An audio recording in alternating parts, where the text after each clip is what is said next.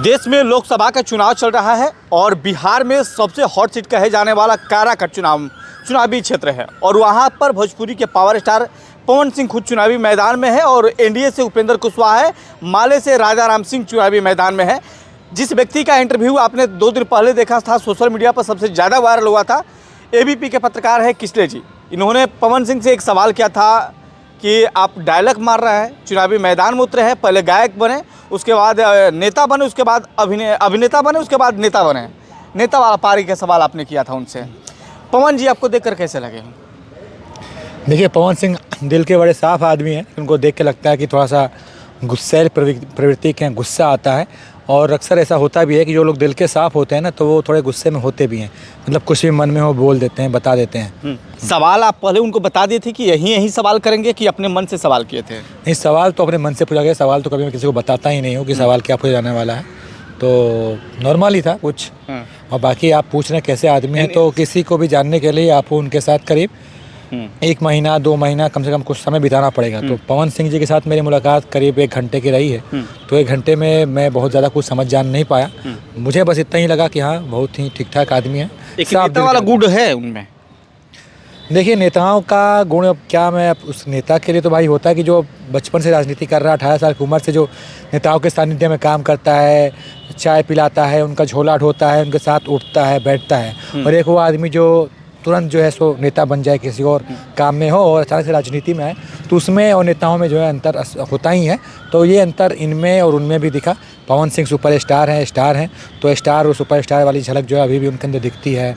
उनकी आप बात सुनेंगे तो स्टेज से जो आप बोलते हैं कि पवन सिंह दिल में रहता है, तो सब चीज़ें जो हैं अभी उनकी जो छवि है, जो उनका बोलने का तरीका है, तो सुपर स्टार वाला है। नेताओं वाला तो मुझे नहीं लगता। पवन सिंह कहते भी है कि मैं जो हूँ नेता बनने नहीं आया हूँ, मैं काराकाट का बेटा बनने आया हूँ। तो आपने काराकाट में समय भी दिया, क्या लगा? माहौल क्या कह रहा है? पवन सिंह के अनुकूल माहौल है या फिर विपक्ष के अनुकूल माहौल है? देखिए, ये समझना थोड़ा सा भी मुश्किल है। उसके लिए हमें जो है 4 तारीख का इंतजार करना पड़ेगा। लोकतंत्र की 543 सीटों पे बहाली निकली है। बहाली समझते हैं ना, बहाली क्या होता है? तो ये बहाली है। तो 543 सीटों पे जो वैकेंसी निकली है और बिहार की 40 सीटें हैं ना, कितनी है? हाँ, 40 सीटें हैं। 40 है। उसमें काराकाट सीट भी है। तो काराकाट सीट पे भी जो है एकदम जो है उस सीट के लिए भी 4-5 उम्मीदवार हैं। तो उसमें पवन सिंह जी भी हैं, उपेंद्र कुशवाहा भी हैं, राजा राम जी भी हैं। तो अब देखिए अब क्या होगा, ये तो 4 तारीख को पता लगेगा। लेकिन पवन सिंह का जो है मामला ठीक लग रहा है, ज़ोरदार है।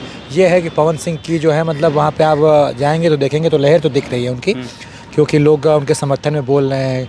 कई ऐसे गाँव एक तरफ है, पवन सिंह की तरफ हैं। कई ऐसी बिरादरी है जो पवन सिंह के साथ एकदम खुलकर खड़ी है। तो देखा जाए तो होता ये है कि कोई पहली बार जब डेब्यू करता है राजनीति में, तो कई बार नेताओं की ज़मानत जब्त हो जाती है, हार जाते हैं, बुरी तरीके से हार जाते हैं। तो पवन सिंह की लहर है। पवन सिंह की ज़मानत तो जब्त नहीं होने वाली, काराकाट से इतना तो तय है। अच्छा वोट लेके आएंगे, बढ़िया वोट पाएंगे। अब वोट जो है वो उनको जिता पाता है कि नहीं, ये जो उनके फैन फॉलोअर्स हैं, जिस तरीके से लहर दिख रही है, वो वोट में तब्दील हो पाता है कि नहीं, और जो वोट है वो उन्हें जिता पाता है कि नहीं, ये 4 जून के लिए हमें इंतजार करना पड़ेगा। मामला बहुत टफ है, बहुत कड़ी फाइट है। अब देखना ये होगा। कुछ लोग कह रहे हैं कि नचनिया बजनिया पवन सिंह है। तो पवन सिंह ने भी एक मंच से एक साफ तौर पर कहा कि यदि मैं नचनिया बजनिया हूँ तो आप मंच पर जिसको बुला रहे हैं शोभा बढ़ाने के लिए, वो कौन है? देखिए, नचनिया बजनिया पहले ये जो है ये शब्द ही गलत है। ये लोकतंत्र है, ये यहाँ पर सबके पास अपने काम है।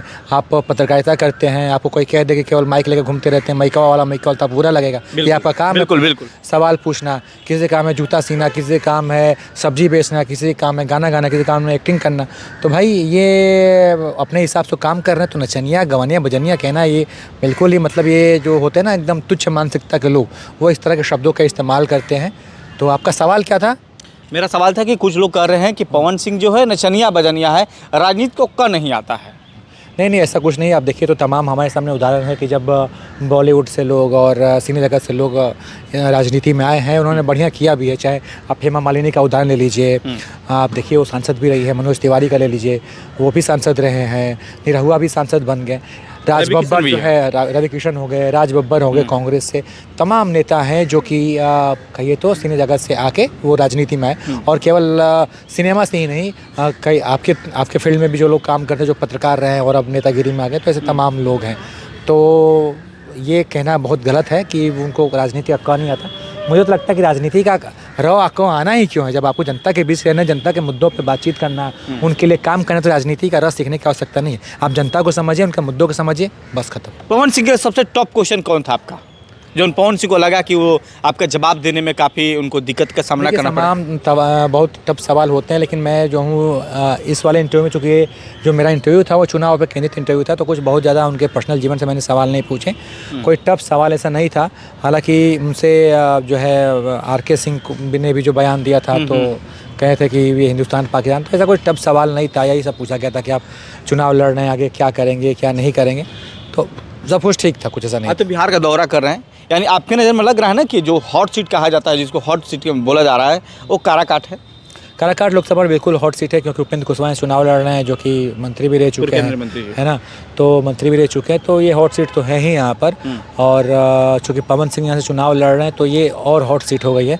आपको बता दें कि बिहार में तमाम ऐसे लोग हैं, बिहार क्या देश भर में तमाम ऐसे लोग हैं जो काराकाट लोकसभा सीट का नाम नहीं सुने थे, काराकाट क्या है नहीं जानते थे, लेकिन पवन सिंह के लड़ने की वजह से काराकाट जो है लोगों की जुबान पर आ गया, तो काराकाट पे सबकी नज़र है। यानी पवन सिंह की वजह से काराकाट का ग्राफ बढ़ा है?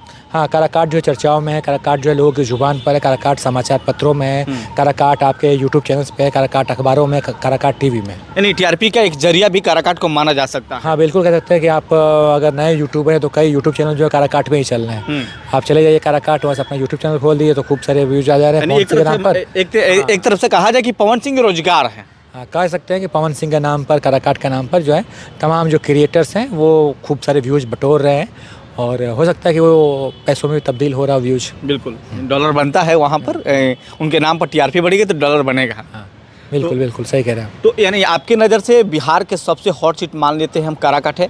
एक बात और कहा जा रहा है कि पवन सिंह ने एक मंच से कहा था कि कब तक जनता जिताई मोदी जी के नाम पर, ध्यान न देवे विकास के काम पर।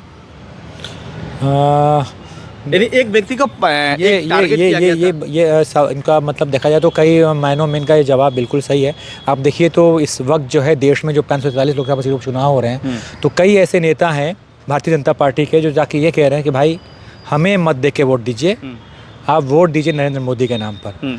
तो और कई जगह लोग जो जनता जो वहाँ पे सांसद के प्रत्याशियों को पसंद नहीं कर रही, लेकिन फिर भी वोट कर रहे हैं मोदी जी के नाम पर। तो पवन सिंह यही कह रहे हैं कि भाई इन मोदी जी के नाम पर यहाँ वोट देने की आवश्यकता नहीं है। यहाँ अगर आपका सुख दुख होगा, यहाँ कोई समस्या होगी तो मैं ही आऊँगा, मैं ही बैठूँगा। नरेंद्र मोदी जी देश में रहते हैं, तो वो उनका यहाँ पर आना संभव नहीं है, उनके प्रतिनिधि यहाँ पर काम करेंगे।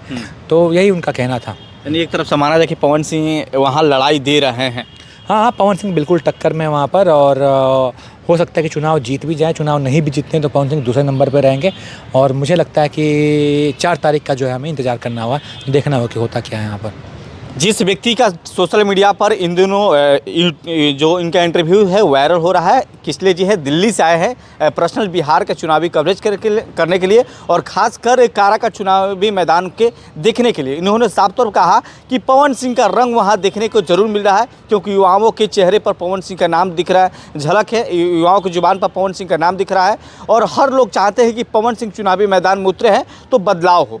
लेकिन पवन सिंह ने साफ तौर पर कह दिया कि जनता कब तक जीते आएगी आपको मोदी जी का नाम पर, रहेंगे मैं, और पवन सिंह का बेटा हूं, मां का आशीर्वाद मिला है, तमाम बातें हुई है। जुड़ने के लिए किसले जी बहुत बहुत धन्यवाद। बहुत धन्यवाद आप सभी का, बहुत बहुत धन्यवाद। विकास विद्यार्थी जी के चैनल को बहुत प्यार दीजिए, बहुत सम्मान दीजिए, बहुत दिल से मेहनत से पत्रकारिता करते हैं, खूब जो है दिन पर खाना नहीं खाते, 2 समोसा पे सुबह से काम कर रहे हैं। बता दें सुबह से जो है आदमी केवल 2 समोसा और 1 पानी का बोतल, उसी पे जो आदमी सुबह से चल रहा है, और अभी शाम के 5 बज गए हैं, अभी इनको लेकर जा रहा हूँ, कुछ खिलाऊंगा पिलाऊंगा। तो भाई आप लोग भरपूर प्यार दीजिए, है ना, इनको खूब सम्मान दीजिए, प्यार दीजिए, और इनको इनके जो है वीडियोस को लाइक करते रहिए, शेयर करते रहिए और सब्सक्राइब करते रहिए। बहुत बहुत धन्यवाद, शुक्रिया, दिल से शुक्रिया आपको कि आपने इतना मेरे बारे में सोचा, इतना ख्याल रखा कि मैं सुबह से 2 ही समोसा खाया। अभी चल रहे हैं।